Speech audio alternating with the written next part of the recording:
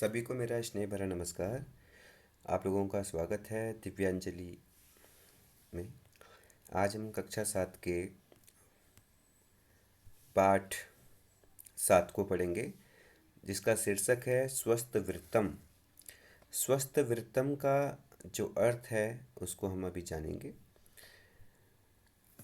स्वस्थ वृत्तम का मतलब है जो कि यहाँ पर अपने स्वास्थ्य के बारे में, अपने जो दैनिक दिनचर्या है उसमें हम अपने कैसे स्वास्थ्य का ध्यान रखें, उसके वृत्तम, उसके वृत्तांत को, उसकी बातों को यहाँ पर बताया गया है। मुख्य रूप से यहाँ पर लोट लकार का प्रयोग किया गया है। लोट लकार की जानकारी भी इस पाठ में आपको मिलेगी। और लोट लकार में मध्यम पुरुष, उत्तम पुरुष, च दोनों, मध्यम पुरुष और उत्तम पुरुष की जानकारी इस पाठ में आपको मिलेगी, वो भी लोट लकार की। तो इसको भी हम ध्यान से समझेंगे। साथ ही साथ इस पाठ से हमें अपने दैनिक दिनचर्या के बारे में भी समझने को मिलेगा। श्रोता अर्थात मध्यम पुरुष तथा वक्ता अर्थात उत्तम पुरुष के कर्ता उभय लिंग होते हैं। ध्यान से समझना है। श्रोता अर्थात जो सुनने वाला है वो मध्यम पुरुष, तथा वक्ता अर्थात जो उत्तम पुरुष के कर्ता उभय लिंग होते हैं। उभय लिंग होते हैं मतलब दोनों के समान लिंग में हैं, दोनों लिंगों में होते हैं। किस तरीके से होते हैं? मध्यम तथा उत्तम पुरुष की धातु के साथ जुड़ने वाले प्रत्यय व सर्वनाम इस प्रकार है। उन्होंने आपको उत्तम पुरुष और मध्यम पुरुष के बारे में यहाँ पर बताया जा रहा है। मध्यम पुरुष और उत्तम पुरुष के बारे में बताया जाएगा। वो भी कौन से लकार का? लोट लकार के बारे में जानकारी दी जा रही है, जिसमें आप लोगों को बताया कि किस प्रकार से लोट लकार में मध्यम पुरुष में और उत्तम पुरुष में रूप बनेंगे। वो बताया गया कि इसमें आपको क्या करना है, धातु प्लस अ जोड़ना है। जैसे पठ हो गया, यहाँ पर धातु प्लस अतम जोड़ना है तो आपका पठ प्लस अतम है तो पठतम हो गया। धातु प्लस अत जोड़ना है तो यहाँ पर आपका पठत रूप सामने आया। तो इस तरीके से आप लोग बना सकते हैं।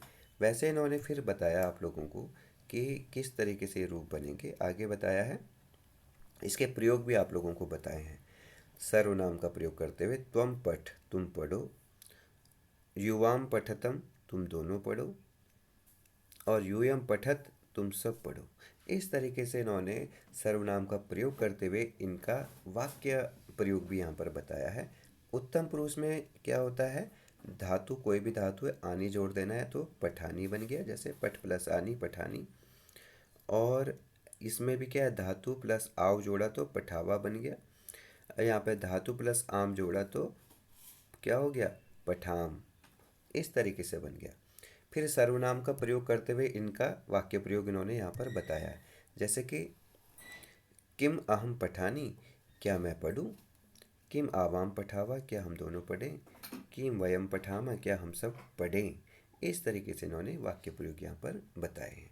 तो आप इस तरीके से इनका लोट लकार का वाक्य प्रयोग कर सकते हैं। लोट लकार में वाक्यों का प्रयोग कैसे किया जा सकता है उनका भी आपको जानकारी मिलेगी।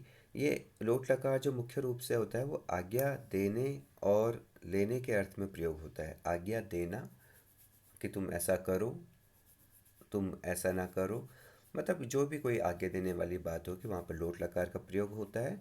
और आज्ञा लेने के अर्थ में भी, जैसे कि उसने कहा कि क्या मैं पढ़ूँ, किम अहम पठानी, तो आज्ञा लेने के अर्थ में भी इस तरीके से इस लोट लकार का प्रयोग होता है। जैसे कि आप लोग कभी आप रूम में कक्ष में प्रवेश करना चाहते हैं कक्षा में, तो आप अपने गुरुजन से भी आज्ञा लेते हैं, तो वहाँ पर भी आप लोग इसका लोट लकार का प्रयोग कर सकते हैं।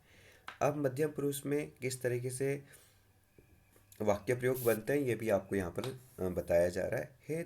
हे तुलिके तुम कार्यम कुरु, हे तुलिका तुम कार्य करो। अब देखो कुरु यहाँ पे लोट लकार का प्रयोग हुआ है। हे कन्ये युवाम परिश्रम कुरुता, हे दो बालिकाओं तुम दोनों परिश्रम करो। हे बालकाः यूयम चरण स्पर्शम कुरुता, हे बालक तुम चरण स्पर्श करो। ऐसा कौन कर रहे हैं, ये बता रहे हैं। यहाँ पर एग्जाम्पल आपको दिया गया है। आगे आप लोगों को फिर से बताया जा रहा है फिर मध्यम पुरुष का प्रयोग करके और एग्जाम्पल बताए गए हैं कि त्वम प्राज्ञः एति, कि तुम क्या हो, बहुत ज्ञानवान हो जाओ। इस तरीके से आशीर्वाद दिया गया है। यहाँ पर आशीर्वाद के अर्थ में भी कई बार ये प्रयोग किया जाता है लोट लकार का। युवाम परीक्षायाम उत्तीर्णो स्तम, तुम दोनों परीक्षा में उत्तीर्ण हो जाओ, ऐसा ऐसे यहाँ पर बताया गया है। यूयम, तुम सब, सफला स्तः, तुम सब सफल हो जाओ। इस तरीके से यहाँ पर बताया गया है प्रयोग। त्वम क्रिकेटम क्रीडा, तुम क्रिकेट खेलो। युवाम भोजनम पचतम, तुम दोनों भोजन पकाओ। यूयम सर्वान नमत, तुम सब सभी को नमस्कार करो, प्रणाम करो। इस तरीके से यहाँ पर मध्यम पुरुष के प्रयोग बताए गए थे। अब उत्तम पुरुष के प्रयोगों को यहाँ पर बताया जा रहा है। उत्तम पुरुष में क्या होता है, किम अहम कार्यम करवाणी, क्या मैं कार्य करूं। किम आवाम कार्यम करवावा, करवाणी करवावा करवामा। इस तरीके से रूप चलेंगे तो किम आवाम कार्यम करवावा, क्या हम दोनों कार्य करें। किम वयम परिश्रमम करवामा, क्या हम सभी मिलकर परिश्रम करें। इस तरीके से देखो प्रश्नवाचक है, वो आज्ञा ले रहे हैं, तो इसमें उत्तम पुरुष का प्रयोग किया जा सकता है। इसके रूप कैसे बनते हैं, करवाणी करवावा करवामा। इस तरीके से इसके रूप बनेंगे, इसका भी आपको ध्यान रखना होगा। कोई भी जो शब्द रूप बनेंगे, आगे आपको फिर से दिखाए जा रहे हैं रूप। यहाँ पे कहा किम अहम बुद्धिमान आसानी, क्या मैं बुद्धिमान हो जाऊंगा। इस तरीके से उसने कहा किम आवाम योग्यो असावा, क्या हम दोनों योग्य हो जाएंगे। किम वयम सफला असाम असाम, क्या हम सब सफल हो जाएंगे। इस तरीके से वो प्रश्न कर रहे हैं। तो ये भी क्या होता है, उत्तम पुरुष में इस तरीके से प्रयोग आप लोग कर सकते हैं लोट लकार का। आगे आपको बताया जा रहा है किम अहम बहि गच्छानि, क्या मैं बाहर जा सकता हूँ। किम आवाम पठावा, क्या हम दोनों पढ़ सकते हैं। किम वयम क्रीडामा, क्या हम सब लोग खेल सकते हैं। तो जब भी आप लोग अपने गुरु से, अपने माता पिता से, किसी से भी आप जब आज्ञा ले रहे हैं, उस समय इस तरीके से आप लोग उत्तम पुरुष का प्रयोग कर सकते हैं, लोट लकार का प्रयोग कर सकते हैं आज्ञा लेने के अर्थ में। अब आपको पाठ में इस तरीके के बहुत सारे वाक्य, ऐसे शब्द मिलेंगे जो कि लोट लकार का प्रयोग जिनको बहुत ज़्यादा आपको दिखाई देगा। तो आइए इस पाठ को पढ़ेंगे, इससे हम लोग और भी स्वास्थ्य के बारे में भी जानकारी प्राप्त करेंगे और साथ ही साथ लोट लकार के बारे में भी जानकारी प्राप्त करेंगे। तो देख लेते हैं कैसे यहाँ पर प्रयोग हुआ है। विद्यालये चिकित्सिका श्रीमती विजया आगच्छति, छात्रान् च स्वस्थजीवनाय कांश्चित नियमान अवबोधयति। विद्यालय में चिकित्सिका श्रीमती विजया आगच्छति, विद्यालय में एक चिकित्सा आई है, जो डॉक्टर है वो आई हैं, उनका नाम है श्रीमती विजया। और वो क्या है, छात्रों को स्वस्थ जीवनाय, छात्रों को, बच्चों को क्या कर रही है, स्वस्थ जीवन जीने के लिए कांश्चित मतलब कुछ नियम बता रही है। नियमान अवबोधयति, नियम बता रही है। अब ये देख सकते हैं आप चित्र के माध्यम से, ये डॉक्टर हैं विजया और ये छात्र यहाँ पर हैं। तो इनको ये समझा रही हैं विद्यालय में आकर। अब यहाँ पर उनके बीच में क्या बात होती है ये यहाँ पर बताया गया है। अमिता, महोदये वयम प्रणमामः, महोदय हम सभी आपको प्रणाम करते हैं। चिकित्सिका कह रही हैं चिरम जीवत यूयम, आप लोग बहुत दीर्घायु जिए, आपकी उम्र लंबी हो।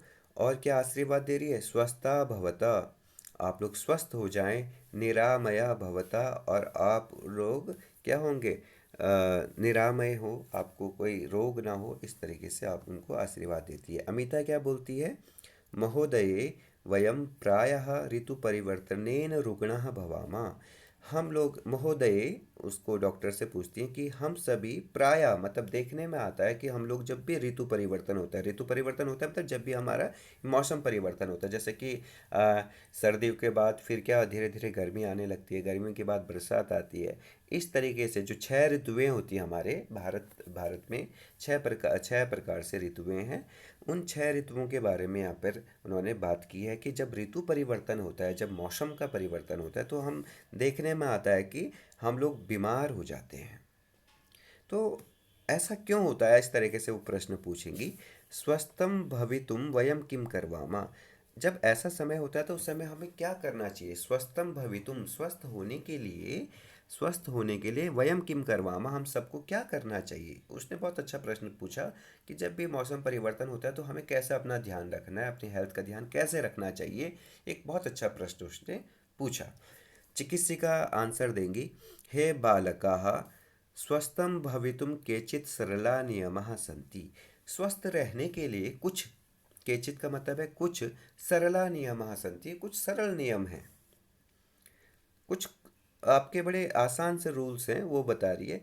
यूयम तान नियमान पालयत, तुम सभी उन नियमों का पालन करो तो आप हमेशा स्वस्थ रहेंगे, कभी अस्वस्थ ही नहीं होंगे। तो क्या नियम है वो, अब वो बता रही है। ग्रीष्म ग्रीष्म ऋतो प्रायः सूर्य आतपेन शरीरेषु शरीरेषु निर्जलीकरणम भवति। अब वो एक एक करके आपको बता रही है कि जो ग्रीष्म ऋतु है मतलब गर्मी, अब ये गर्मी आएंगी, गर्मी का मौसम आता है तो उस समय क्या होता है, हमारे शरीर हमें बहुत ज़्यादा प्यास लगती है, डिहाइड्रेशन होने लगता है। तो उसी के लिए ये कह रहे हैं कि प्रायः सूर्य आतपेन, सूर्य की जो गर्मी होती है ना, सूर्य की जो रोशनी होती है उससे शरीर में क्या होता है, निर्जलीकरणम भवति। निर्जलीकरणम भवति मतलब क्या होता है, हमारे शरीर में जल की कमी होने लगती है, क्योंकि धूप बहुत तेज होती है, गर्मी लगती है तो हमारा शरीर में क्या है, हमें बहुत ज़्यादा प्यास लगने लगती है तो उससे डिहाइड्रेशन होने लगता है। एतत् घातकम भवति, यह बहुत ज़्यादा घातक होता है, बहुत ज़्यादा कष्टदायी होता है, बहुत ज़्यादा ये आपको परेशानी में डाल सकता है, ऐसा उसने कहा डॉक्टर ने। अतः यूयम अधिकाधिकम जलम पीबत, गर्मियों में आपको अधिक से अधिक तुम सभी को जल पीना चाहिए, ऐसा डॉक्टर ने सलाह दी। फिर दूसरी सलाह क्या दी, मध्याह्ने द्वादशवादनतः त्रिवादन पर्यंतम बहिमागच्छत। अब गर्मियों में आप लोग देखते होंगे सभी लोग घर के अंदर होते हैं, तो कह रहे कि मध्याह्न में, दोपहर में आपको 12 बजे से लेकर द्वादशवादनतः त्रिवादन पर्यंतम और 3 बजे तक तो बाहर नहीं जाना चाहिए। उस समय क्या है, बहुत सारी लू चलती है, गर्मी की क्या है, बहुत ज़्यादा गर्म हवा चलती है और उससे बहुत ज़्यादा उस समय प्रॉब्लम होने लगती है। बच्चों को खासकर ज़्यादा होती है, बच्चे क्योंकि बड़े नाजुक होते हैं और उतने उनके अंदर कैपेसिटी नहीं होती है उसको सहने की। तो बता रहे हैं आपणेषु भोजनम माँ खादत, और गर्मियों में खासकर, और वैसे भी बाहर हमें क्या है, आपणेषु मतलब जो बाहर के भोजन है उसको नहीं खाना चाहिए। और क्या खाना चाहिए उसके बारे में आप बता रहे हैं कि तक्रम, खरबूजम, तरबूजम, आम्रादिनी फलानि पर्याप्त मात्रायां भक्षयत। उस समय गर्मियों में हमें तक्रम, तक्रम का मतलब होता है छाछ, जो मट्ठा है उसके लिए बोला जाता है। खरबूजम खरबूजा, तरबूजम तरबूजा, आम्रादिनी, आम्रादिनी मतलब आम, इत्यादि फलानी पर्याप्त मात्रायां भक्षयत, हमें पर्याप्त मात्रा में आम इत्यादि और ये जो भी ठंडे हमारे पदार्थ हैं उनको हमें खाना चाहिए। एवमेव शीतर्तो, अब वो कह रहे हैं कि ऐसे ही, अब सर्दियों की बात कर रहे हैं, सर्दियों में क्या करना है हमें, शीत ऋतु, शीत ऋतु यहाँ पे संधि हुई है तो शीत ऋतु है, इसका मतलब है शीत का मतलब है ठंडियों में, जो ठंड का मौसम होता है उसमें क्या करना चाहिए, ऊर्णानी, ऊर्णानी मतलब ऊन के वस्त्राणी धारयत, और हमें उस समय ऊन के वस्त्रों को, स्वेटर इत्यादि हमें धारण करने चाहिए। उष्ण पेयान च पीबत, और हमें उस समय गर्म पदार्थों का सेवन करना चाहिए, जैसे कि लोग सूप इत्यादि या चाय या कॉफ़ी या इस तरह के पदार्थ बहुत ज़्यादा पीते हैं सर्दियों में, तो ये हमें बराबर मात्रा में पीना चाहिए, ऐसा उन्होंने कहा। सूर्य आतपे तिष्ठत, और सर्दियों में क्या करना चाहिए हमें, सूर्य की रोशनी में, सूर्य की रोशनी में हमें बैठना चाहिए, ऐसा उन्होंने कहा कि आपको बैठना चाहिए उस समय, क्योंकि सूर्य की रोशनी हम लेते रहेंगे तो उससे हमारा शरीर क्या होता है, अच्छा होता है, उस समय हमें कोई प्रॉब्लम नहीं होती है। हरित शाकानी ऋतु फलानी च खादत, और सर्दियों में मुख्य रूप से हमें हरी सब्जियों का सेवन करना चाहिए। और ऋतु फलानी का मतलब होता है कि जो मौसमी फल हैं, जो मौसम के समान सीजनल फ्रूट्स हैं उनको हमें खाना चाहिए, ऐसा वो बता रही हैं। कुत्सितम भोजनम माँ खादत, और कुत्सितम मतलब जो बासी भोजन है उसको नहीं खाना चाहिए हमें, जो गंदा भोजन है या बासी भोजन है उसको बिल्कुल भी नहीं खाना चाहिए, क्योंकि सर्दियों में बहुत मुश्किल होता है खाने का पचना। खाने पचाने में भी बहुत ज़्यादा टाइम लगता है सर्दियों में, तो इसलिए उस समय हमें ऐसा भोजन नहीं करना चाहिए। ऐसा क्यों होता है? क्योंकि इंसान उस समय ठंड के कारण कहीं भी बाहर जाता नहीं है, अंदर बैठा रहता है बिल्कुल एकदम, तो इस वजह से भोजन पचने में भी बहुत ज़्यादा टाइम लगता है। और बासी भोजन तो बिल्कुल भी नहीं खाना चाहिए। अधिकाधिकम जलम पीबत, और उस समय भी अधिक से अधिक जल हमें पीते रहना चाहिए। क्योंकि देखने में आता है कि सर्दियों में सर्दी के कारण क्या है, लोग पानी को पीना कम कर देते हैं, क्योंकि उनको लगता है कि हमें ठंड लग रही है, क्या पानी पीना, प्यास भी नहीं लगती है। परंतु अपनी पानी की जो मात्रा है उसको बिल्कुल भी नहीं घटाना चाहिए। आपको पानी अधिकाधिकम अधिक से अधिक पानी पीते रहना चाहिए। प्रतिदिनम द्विवारम दंत मार्जनम नूनम कुरुता। अब वो कह रही हैं कि प्रतिदिन हमें 2 बार अपने दांतों को क्या है, सफाई करनी चाहिए। दंत मार्जनम नूनम मतलब निश्चित करना चाहिए, ये आपको कंफर्म करना है कि भाई हमें दिन में 2 बार, चाहे एक सुबह एक रात को, आपको अपने दांतों की सफाई करनी चाहिए। स्वच्छ जलेन जलेन स्नानम कुरुता, और आपको स्वच्छ जल से क्या स्नान करना चाहिए। उद्यानम गत्वा व्यायाम कुरुता, और उद्यान में जाकर मतलब आपने पार्क में कहीं पर जाकर आपको क्या है, व्यायाम भी करना चाहिए, एक्सरसाइज करनी चाहिए। योग योग आसनानी कुरुता, और योग आसन इत्यादि भी आपको करने चाहिए। ऐसा उन्होंने, जो डॉक्टर है, उन्होंने बच्चों को जानकारी दी कि कैसे आप स्वस्थ रह सकते हैं जब मौसम परिवर्तन हो रहा है, ऋतु परिवर्तन होता है, तो कैसे आपको अपना ध्यान रखना चाहिए। सर्वे उत्थाय प्रार्थनाम कुर्वन्ति, और वो सभी को बोलती हैं कि आप उठो सभी, और सभी उठकर क्या करते हैं, अपने चेयर से अब उठकर क्या करते हैं, प्रार्थना करते हैं। क्या प्रार्थना करते हैं? आप लोग इस श्लोक को देखेंगे। सर्वे भवन्तु सुखिनः, सर्वे सन्तु निरामयाः, सर्वे भद्राणि पश्यन्तु, माँ कश्चिद दुख भाग भवेत्। हमें क्या करना चाहिए? सर्वे भवन्तु सुखिनः, सभी लोग सुखी रहें, ऐसी प्रार्थना वो मिलकर करते हैं सभी बच्चे। सर्वे संतु निरामयाः, सभी सुखी रहें, सभी निरामय रहें, मतलब कोई भी अस्वस्थ ना रहे। सर्वे भद्राणि पश्यन्तु, सभी अच्छे लोग अच्छा देखें। सभी लोग क्या है, अच्छा देखें। अच्छा देखें मतलब कोई भी गलत कार्य ना करें, अच्छे कार्यों पर अपनी नज़र रखें। जो समाज में बुराइयां उसको ना देखें, जो अच्छाइयाँ उसको ग्रहण करें। माँ कश्चित दुख भाग भवेत्, माँ का मतलब यहाँ पर है नहीं, माँ का अर्थ यहाँ पर नहीं है। संस्कृत में यहाँ पर माँ का अर्थ नहीं होता है। तो माँ कश्चित, कश्चित का मतलब है किसी को दुख भाग भवेत, किसी को दुख नहीं होना चाहिए। इस तरीके से यहाँ पर ये स्वस्ति प्रार्थना उन्होंने की है, सभी की स्वास्थ्य के लिए, सभी सभी के सुखी रहने के लिए उन्होंने प्रार्थना की है मिलकर। तो आप लोग इस श्लोक को याद कर लें, बहुत ज़रूरी है। जीवन में हर जगह पर इस श्लोक का पाठ किया जाता है, लोग करते भी हैं। तो ये आप लोगों का पाठ था, आप लोगों को समझ में आया होगा किस प्रकार से स्वस्थ वृत्तम था। स्वस्थ जीवन जीने के लिए हमें क्या क्या करना चाहिए। लोट लकार का भी यहाँ पर बहुत ज़्यादा प्रयोग हुआ है, जैसे कि सर्वे संतु यहाँ पर हुआ है, पश्यंतु हुआ है, सर्वे भवंतु हुआ है। ये सारे लोट लकार के प्रयोग किए गए हैं, यहाँ पर भी किया गया है बहुत जगह पर लोट लकार का। जहाँ कुसितम भोजनम माँ खादत, अब वो किसी को क्या आज्ञा दे रही है, ऐसे मत करो ऐसे मत करो। तो ये जो भी आज्ञा देने के अर्थ में किया गया है, ये सारे लोट लकार के प्रयोग किए गए हैं। इसलिए आपको बड़ा ध्यान रखना है कि लोट लकार के प्रयोग कैसे यूज किए जाते हैं।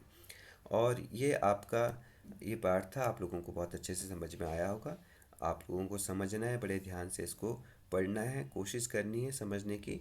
तो आज के लिए इतना काफ़ी है। आप लोग इसके जो अभ्यास कार्य है मैं दूसरी वीडियो में बनाऊंगा। आज के लिए इतना काफ़ी है, और धन्यवाद। आप बड़े ध्यान से पढ़ें, अच्छे से इसका प्रयोग करें। धन्यवाद।